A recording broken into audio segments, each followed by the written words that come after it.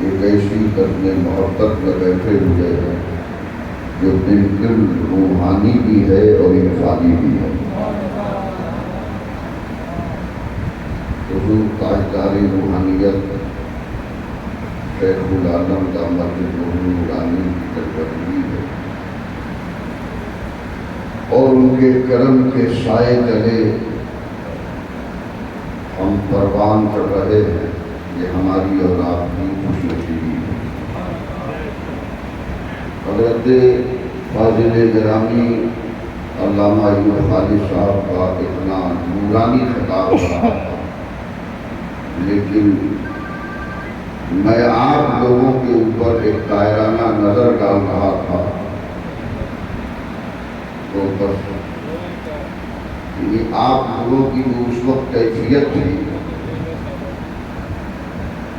جو آپ کا ماحول سننے کا تھا، میں وہ بتا رہا ہوں کہ کچھ لوگ ادھر اور ادھر دیکھ رہے ہیں، کچھ لوگ ادھر اور ادھر دیکھ رہے ہیں، اور ہم دیکھنے والوں کی نظر دیکھ رہے ہیں۔ اور میں وہ خطیب نہیں ہوں کہ آج کل تو سخن دریا ہو گیا، اگر تقریر 1 گھنٹہ ہوگی اور کم سے کم 20 منٹ تو مقرر لوگ عوام سے سبحان اللہ کہلانے ہی میں نکال دیں گے۔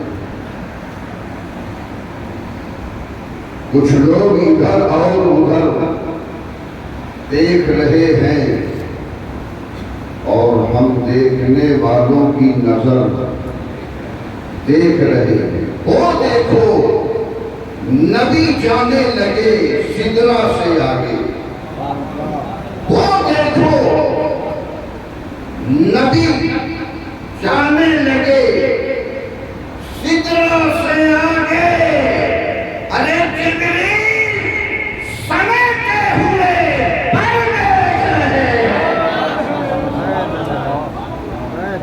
جبریل سمیٹے ہوئے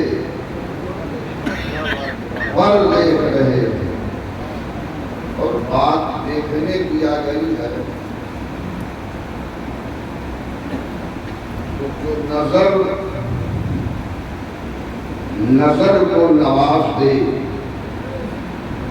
مجھے اس نظر کی تلاش ہے۔ آپ لوگوں کو تلاش ہے؟ غلط بول رہے ہیں، تلاش نہیں ہے، تلاش ہو چکی ہے۔ اس لیے کہ طالب کی طلب اس منزل پہ پہنچ جائے، طالب اتنا طلب کرے، اتنا طلب کرے کہ اب اس کی طلب اسے مطلوب بنا، اس کی طلب اسے مطلوب بنا۔ تو جو نظر کو نواز دے، مجھے ہم یہ کیوں کہنے جائیں کہ اس نظر کی تلاش ہے؟ جو نظر کو نواز دے، مجھے اس نظر کی تلاش ہے۔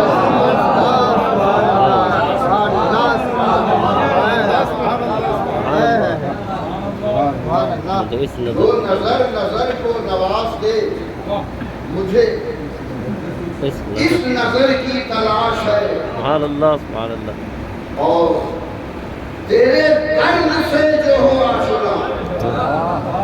ہندوستان ایک پیر بتاؤ، سبق ہے ہم عاشقوں کے لیے، مریدوں کے لیے، کہ عرس میں آنا کتنا ضروری ہے۔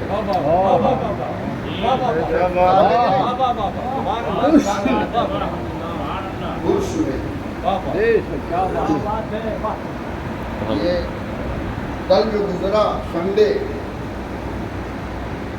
تو ہم نے حضرت سے کہا کہ اسی سنڈے کو ہو جائے آپریشن، تو حضرت نے کہا کہ ایسا ہے اتوار سوموار کو میرے دادا پیر کا عرس ہے،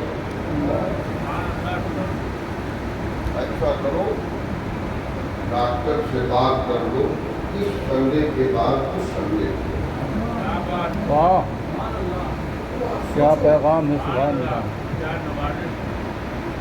اتنی تکلیف، یہ کوئی میرے جملے کی مبالغہ آئی تو ہے، سامنے حقیقت ہے۔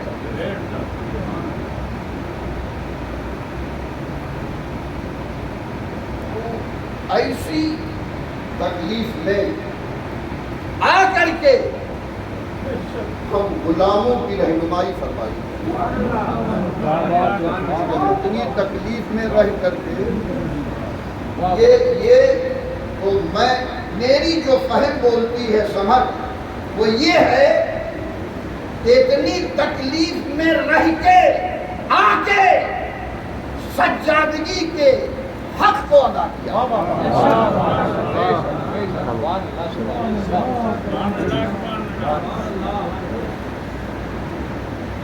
وہ عرض میں یہ کر رہا تھا، جو نظر نظر کو نواز دے، مجھے اس نظر کی تلاش ہے، اور تیرے درد سے جو ہو آشنا، مجھے اس جگر کی تلاش ہے۔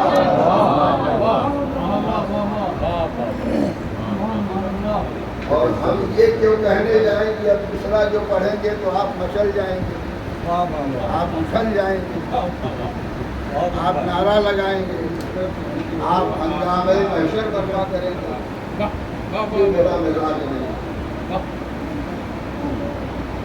یہ تو نقشبندی خانوادے کے ذکر کا فیضان ہے، سمجھ رہے ہیں کہ جو برسہ برس محنت کرنے کے بعد لطائف میں اچھال نہیں پیدا ہوتا، یہ ان کی ادنا توجہ کا کمال ہے۔ سبحان اللہ، سبحان علماء کرام تشریف رکھتے ہیں، آپ سبو کی کتابیں اٹھا کے پڑھیے، 40 سال صحرا نوردی، 20 سال جنگلوں کی خاک، لیکن حضرت بابا فرید الدین گنج شکر رحمۃ اللہ علیہ نے 12 سال کا مجاہدہ کیا، 36 سال، اور جب جنگل سے چلے تو سوچنے لگے کہ 36 سال کے مجاہدے میں کمال کیا پیدا ہوا، ذرا آزمایا جائے۔ بندے چل رہے تھے کہ مر جاؤ، مر گئے، یہ کمال نہیں ہے۔ کمال تو یہ ہے کہ مردے کو جلا دیا جائے، جی جاؤ، سب جی گئے، پھر اپنے کام میں لگ گئے۔ آئے گھر، آئے تو پیاس لگی، دیکھا ایک کنویں پہ خاتون پانی پھینکتی ہے، بس گرا دیا، کہا پانی پلا، تو گھنٹوں گزر گئے، پانی نہیں پوچھتی، گھنٹوں کے بعد کہتی آؤ پانی پی لو، یہاں تو غصے سے دور ہے، ایک گھنٹے پہلے پانی طلب کیا، گھنٹے کے بعد پانی پھینکتی ہے، پیاسے کے سامنے کوئی پانی دے نہ پینے کے لیے اور پانی گراتا رہے، کیا حال ہوگا اس کا؟ آپ پی لو، آدھی والے تمہارا، 1 گھنٹے سے پانی مانگ رہا ہوں، پانی کھینچتی ہو، گرا دیتی ہو، اور اب کہہ رہی پانی پی لو۔ پہلے بتاؤ پانی گراتی کیوں تھی؟ حضور خطی اللہ کو پسند نہیں ہے۔ وہ عورت کیا کہتی ہے، خاتون، اے فرید، یہ جنگل کا بگلا اور پرندہ نہیں ہے کہ مر جا اور پی جا۔